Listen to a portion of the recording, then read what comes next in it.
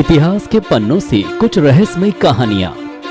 नमस्कार, आप देख रहे हैं अखबार और इतिहास के पन्नों से विद अखबार में आपका स्वागत है। जो लोग हमारे इस कार्यक्रम को बेहद पसंद कर रहे हैं उन लोगों को तहे दिल से शुक्रिया। आज हम आपको कुलधरा से जुड़े रहस्य के बारे में बताएंगे। क्या आपने कभी कुलधरा के बारे में सुना है? और अगर नहीं भी सुना है तो चलिए हम आपको कुलधरा से जुड़ी रहस्यमयी और डरावनी कहानी के बारे में बताते हैं। ये जगह राजस्थान के जैसलमेर जिले में स्थित है, जिसके बारे में ऐसा कहा जाता है कि ये एक हंसता खेलता गांव था जो कि रातों रात ही वीरान हो गया। कुलधरा एक शापित और रहस्यमयी गांव है। इस गांव को भूतों का गांव भी कहा जाता है। इस गांव के आसपास रहने वाले लोग बताते हैं कि रात को अक्सर वो किसी के रोने और चीखने की आवाजें सुनते हैं। यहाँ तक कि जो लोग इस गांव में घूमने आते हैं वो लोग भी यही बताते हैं कि उन्हें किसी की आहट सुनाई देती है। उन्हें अपने आसपास किसी के चलने की और किसी के बात करने की और चूड़ियों और पायलों की आवाज सुनाई देती है। मगर ये लोग कौन हैं जिनकी आवाजें वहां आने वाले लोगों को सुनाई देती हैं? असल में कुलधरा की कहानी जानने के लिए हमें वक्त में पीछे चलना पड़ेगा। सन 1291 की बात है। इस गांव में एक अलग ही रौनक रहा करती थी। इस गांव को पालीवाल ब्राह्मणों ने बसाया था। इस गांव का निर्माण वैज्ञानिक तरीके से किया गया था। गांव में पालीवाल ब्राह्मणों के कुल 600 घर थे। कुलधरा के आसपास 84 गांव और भी थे, जहां पर पालीवाल ब्राह्मण ही रहा करते थे। सभी लोग हंसी खुशी अपना जीवन व्यतीत करते थे। ये लोग खेती और मवेशी पालन पर निर्भर रहते थे। पालीवालों ने ऐसी तकनीक विकसित की थी कि बारिश का पानी रेत में समाने की बजाय एक खास गहराई पर जमा हो जाता था।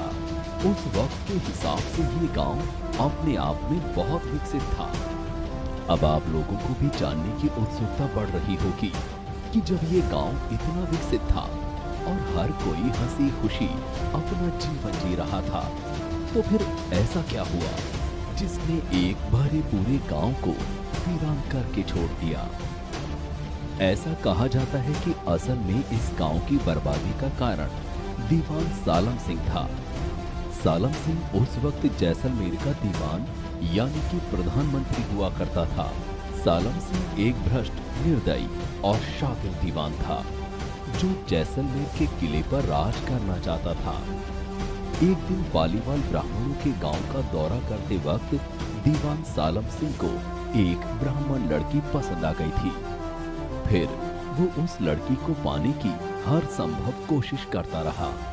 जब उसकी सारी कोशिशें नाकाम होने लगी, तब उसने अपने दूत के जरिए गांव वालों को ये संदेश भिजवाया कि पूर्णमासी की रात तक वो लोग उस लड़की को उसे सौंप दें, और अगर ऐसा नहीं हुआ तो अगले दिन वो गांव पर हमला करके लड़की को उठा ले जाएगा। अब बात एक लड़की के सम्मान की थी और इज्जत के साथ सौदा करना गांव वालों को मंजूर नहीं था। इसीलिए गांव की चौपाल पर पालीवाल ब्राह्मणों की बैठक हुई और सभी ब्राह्मणों ने अपना अपना फैसला सुनाया। आखिर में ये तय किया गया कि वो लोग रातों रात इस गांव को खाली कर देंगे, मगर उस लड़की के सम्मान पर आंच भी नहीं आने देंगे। एक ही रात में कुलधरा के साथ साथ उसके आसपास के सभी गांव खाली हो गए और ये गांव ऐसे खाली हुए कि फिर कभी नहीं बस पाए।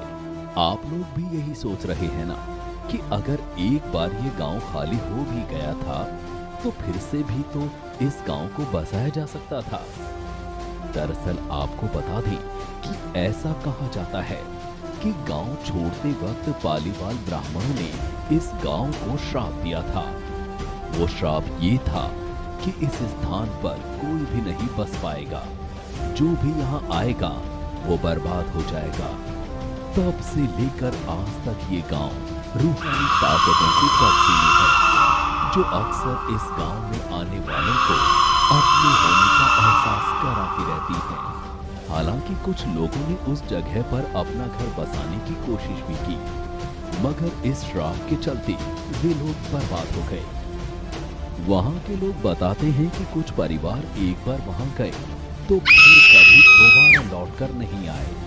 एक रिपोर्ट के मुताबिक 82 गांव तो दोबारा बन गए, मगर कुलधरा और खाबा तमाम कोशिशों के बाद आज भी वीरान है।